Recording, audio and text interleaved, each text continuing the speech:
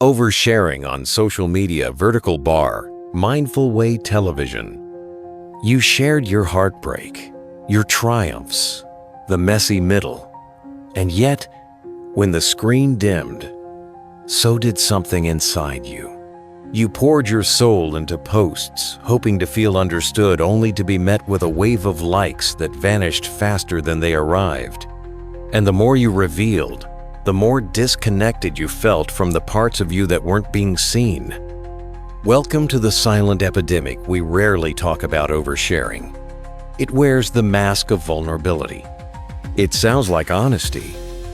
It looks like openness. But underneath, it often hides something deeper, the quiet ache of not being met. At Mindful Way Television, we're not here to shame sharing. We're here to slow down and ask, why do we keep exposing more and feeling less? Because when everything becomes public, nothing feels personal. And in the age of oversharing, privacy isn't selfish, it's sacred. Part 1. Why we overshare online. Let's be honest, we overshare because we want to be seen, not watched, not followed, seen. Asterisk. By someone who says, I get it. By someone who reminds us we're not alone. So, we post our pain, our joy, our doubts, not because we're desperate, but because we're human. We're searching for resonance, for someone to echo back our truth. But over time, that search shifts. The reflection we seek is replaced by reaction. The moment we crave presence, we settle for performance. And instead of healing, we begin to market our wounds bit by bit for attention. The algorithm rewards it. The dopamine feeds it. But the soul? It starts to feel exposed, overextended, and strangely unseen. Like standing emotionally naked in a room full of people who glance, scroll, and keep moving. So what's really happening when our stories are reduced to swipeable sound bites? That's where we go next. Part 2. The illusion of being seen. In the last part, we explored how oversharing often stems from the longing to be seen. But what if what we're getting in return isn't real seeing at all? Because there's a difference, a quiet but vital one, between being looked at and being truly seen. And social media blurs that line every day. A post can receive thousands of views, hundreds of hearts, dozens of "you're so brave" comments, and yet you close the app feeling lonelier than before. Why? Because deep down, we don't crave attention. We crave nourishment. Asterisk. We don't want our story to be consumed. We want it to be held. Asterisk. To be seen means someone doesn't just glance at your words. They stay with them. They feel them. They sit with the weight of what you've shared and meet you with presence, not performance. But social media isn't built for that. It's built for speed, for skimming, for endless input and instant response. Real empathy takes time. Real listening asks for silence. Real connection requires depth. And in a world designed for quick reactions, those things are rare.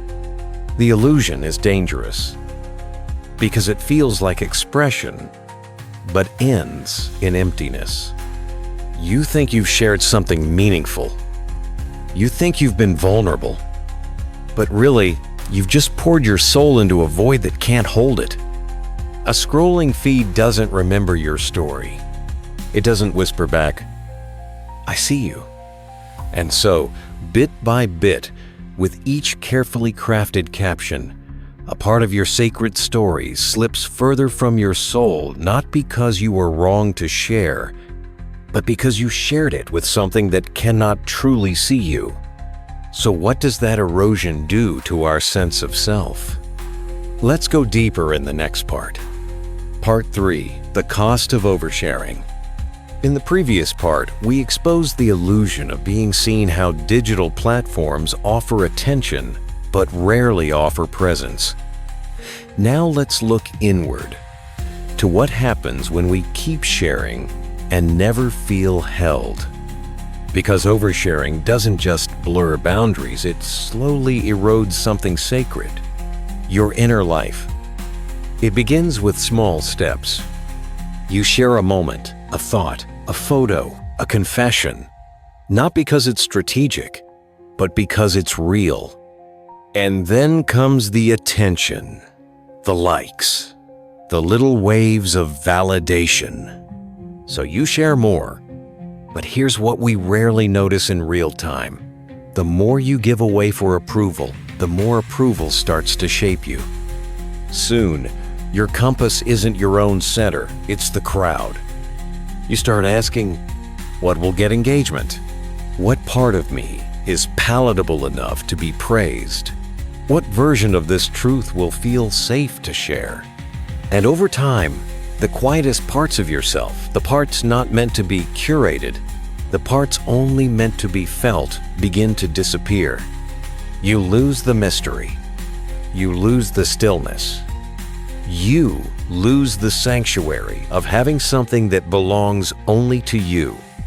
Because when everything becomes content, nothing feels sacred. There's a hidden cost here.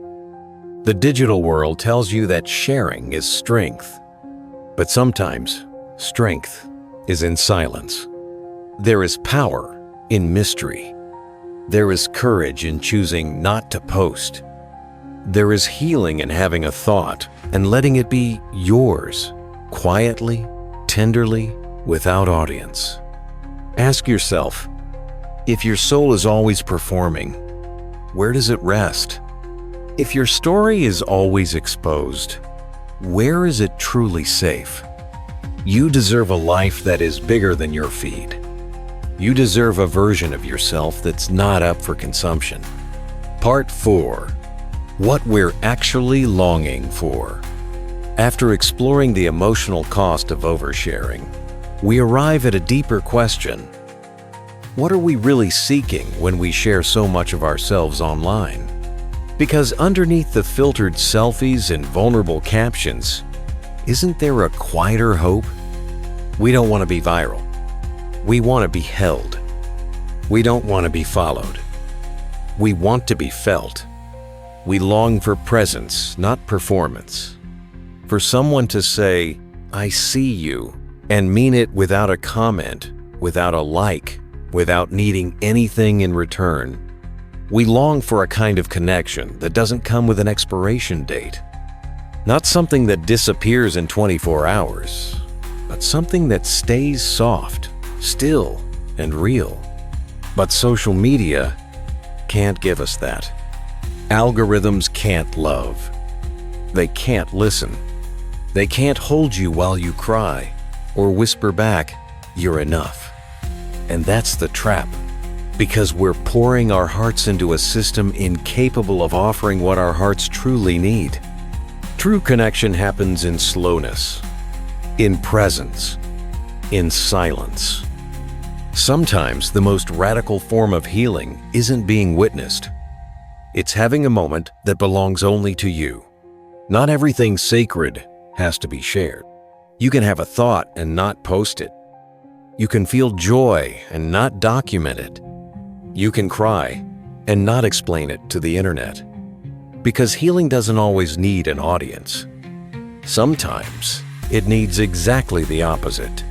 There is something holy about holding a truth close, letting it breathe inside you, without needing to translate it into content. So the next time your finger hovers over share, ask yourself, is this for connection? Or is it for comfort? And what if the comfort you seek isn't found in exposure, but in stillness? Part 5. How to reconnect with yourself. After everything, we've uncovered the need to be seen, the illusion of connection, the cost of constant exposure. One question remains. How do we come home to ourselves in a world that constantly pulls us outward? How do we stop giving away every sacred part of our lives and start reclaiming what was always meant to be ours? Not with force, not with shame, but with quiet intention. Try this. 1. Asterisk, asterisk. Don't share everything. Asterisk, asterisk. Let something live quietly inside you. Not because it's secret, but because it's yours. Let your soul have a private garden. Let it rest in privacy, untouched by performance. 2. Write without posting. Asterisk, asterisk. Take a pen, not a phone. Say it out loud to your reflection. Whisper it into your journal. Let the page become your mirror, not the screen.